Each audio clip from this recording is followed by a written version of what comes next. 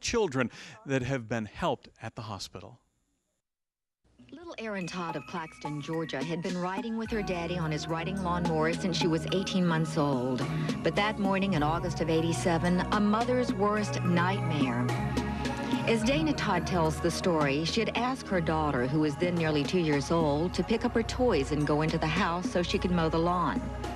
She says instead, Erin ran in front of Carl Boyd. By chance, I was available, and because of the unusual nature of the mechanism of injury and the age of the child, I did fly to the referring hospital, where I saw the little girl, and she indeed had extensive injuries because of the communication equipment available on the helicopter. The operating room was already prepared. The plastic surgeons were standing by, and we took her straight to the operating room and began what would be a multiple procedure repair of the extensive soft tissue injury to the back and her treatment of her other injuries. Erin's whole back had been taken off and she'd barely missed a paralyzing spine injury. She remained in the pediatric unit almost 6 weeks. Plastic surgeon Dr. Dan DeLoach has reconstructed Erin's back with 11 surgeries. Once all the devitalized dead tissue had been removed, we put a skin graft on to temporarily close the wound. Once the skin graft had matured a bit, we came back and put soft tissue expanders in the normal uninjured tissue around the area where the skin grafts had been placed. Erin received national attention when her story was featured on the Sally Jessy Raphael show. And since her accident, she's won numerous beauty pageants. Indeed, it's a miracle that 7-year-old Erin Todd now has a normal life.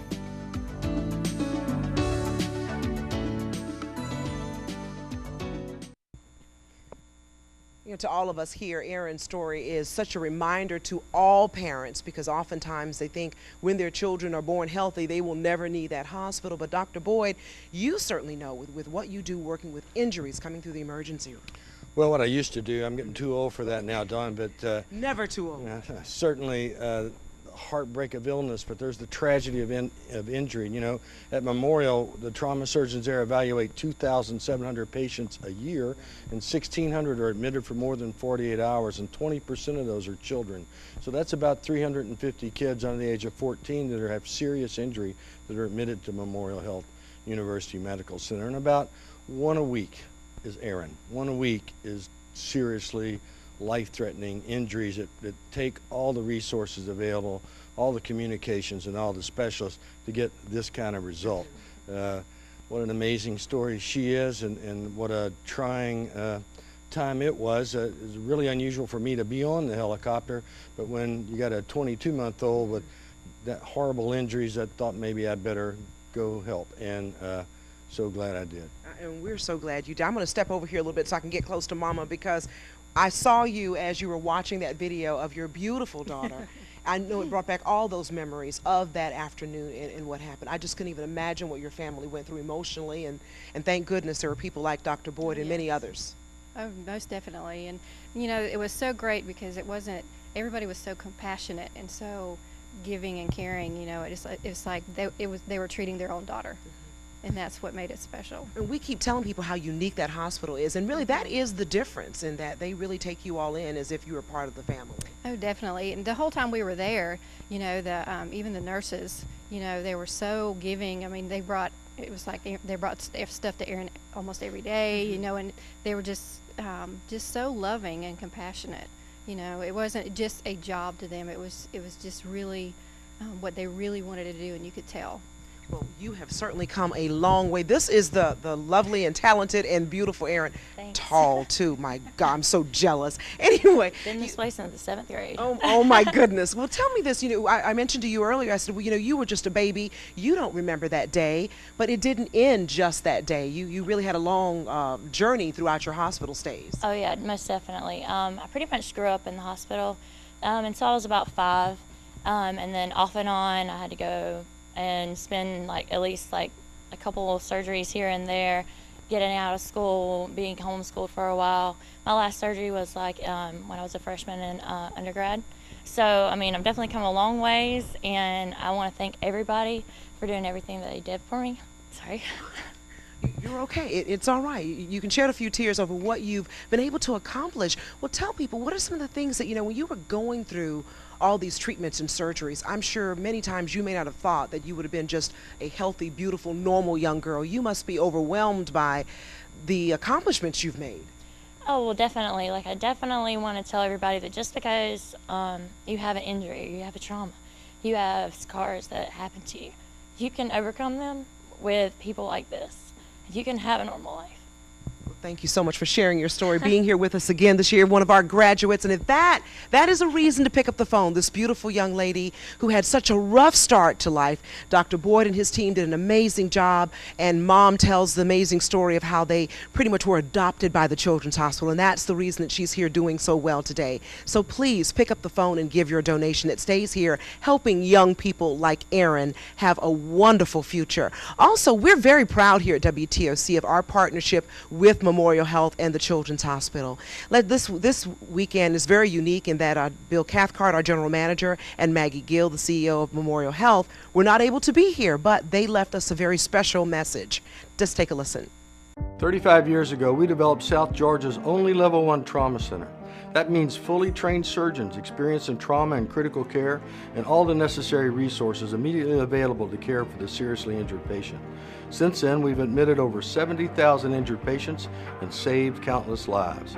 Last year, 3,000 people from 28 counties benefited from Memorial's trauma services. We hope you never need us, but if you do, we're always here.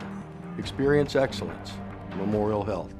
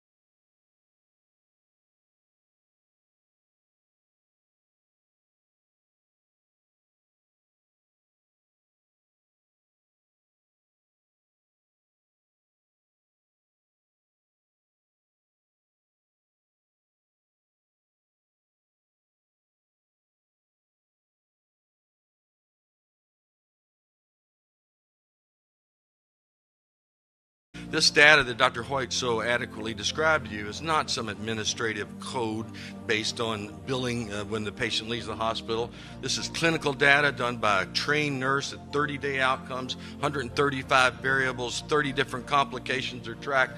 It's stringently defined, it's verifiable, it's measurable, it's statistically powerful. This is the real deal. And this quip is the real deal.